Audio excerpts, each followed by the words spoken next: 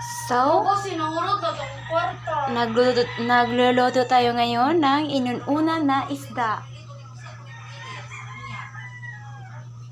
Ay, kainita mo di ay. Kainita mo na yan, ate.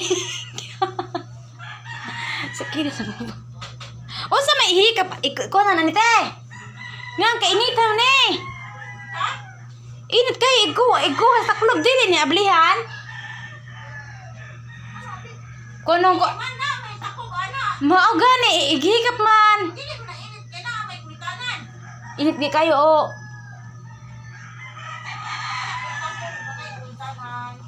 So, mo na ni siya guys, mahikap naman di ay.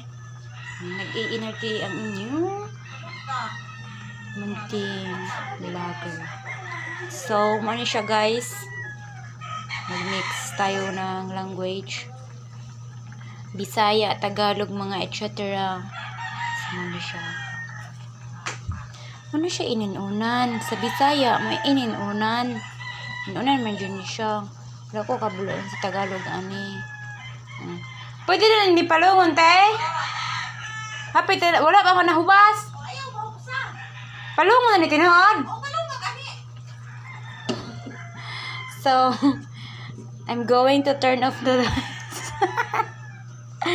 So, thank you for watching. Bye-bye.